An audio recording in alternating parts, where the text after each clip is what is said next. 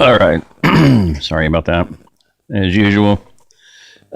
So yeah, the map that I made was faded, bled out just from humidity in the air, and where I had it stored in a trailer for quite a while, there was a little minor dripping into that compartment. Even more moisture. Some of it got on the map. So anyway, but it was stored. When I moved into the cabin there after the divorce, I threw it in a locker. Apparently, and when Shirley and Bill moved in, she was going through the locker and asked me if I wanted it, and I said, "Yeah, that's going to be in the OzArk Plateau Museum of Kingdom History someday." So, if it is, it'll be as a dug up Dead Sea Scroll, fragments of papyrus and scroll and whatnot. So anyway, yeah, this looks better than where I had it before. So, okay, continental United States. Golly, I had a.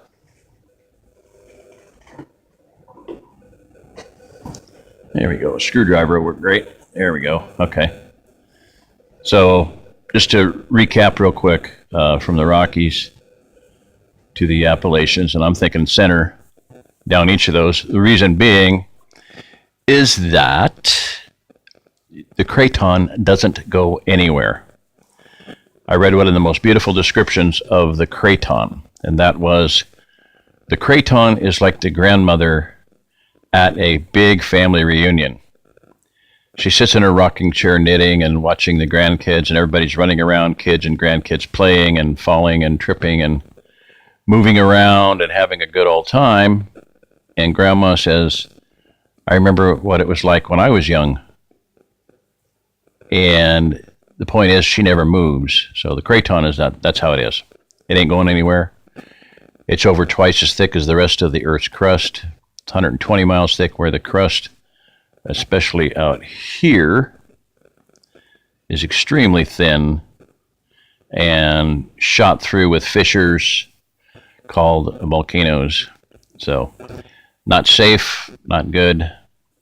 So the other couple other factors. So what my point is that when in the days of Peleg, the Bible says that the earth was divided in the days of Peleg. That's why he was named Peleg.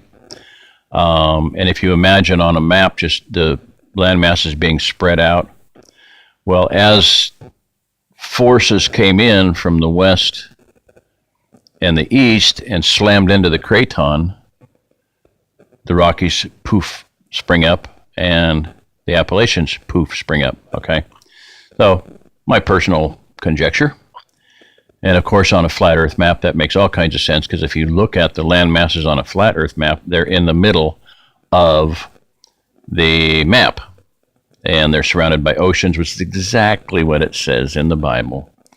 God says, "Here, this is where your proud waves shall halt. Thus far shall you come and no farther." Okay, that is true on the flat Earth. It is not true on a globe. In the globe, everything's all one. It's all one. It's all one big mass of land, and they're kind of connected.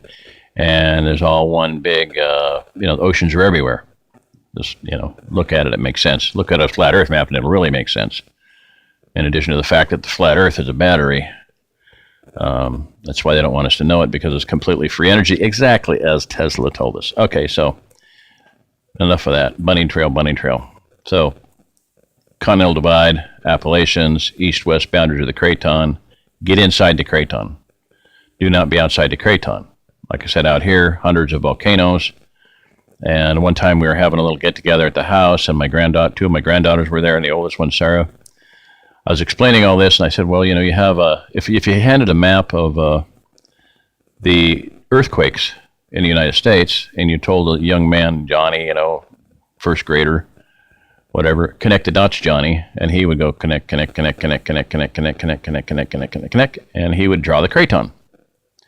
So my granddaughter went, "Oh, Grandpa, so what you're saying is that the electrical energy inside the craton is dispelled or balanced out by tornadoes, and on the edge of the craton it's primarily dispelled or balanced out by earthquakes, and outside of the craton, electrical energy is balanced or dissipated or, smoothed out with volcanoes, hurricanes, etc." So, yeah, interesting.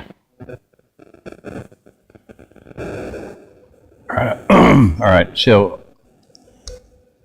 I was taking a break there and looking at some downloads, and I pulled up a couple downloads. So this is showing the Craton.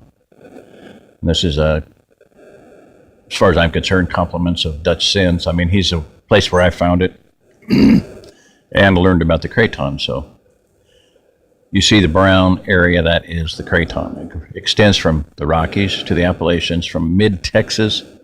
This is not a great backed out shot of it. It goes from about mid-Texas right across the edge from the border there of Oklahoma over into Missouri, Arkansas rather.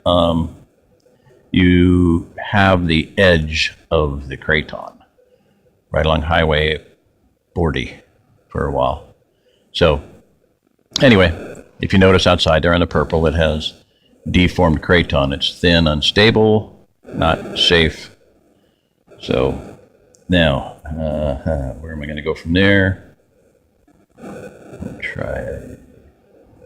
I'm just going to have to back out. I think I'll pause it. I'm seeing one thing when I have the opportunity to download something, I need to do it as opposed to a screenshot.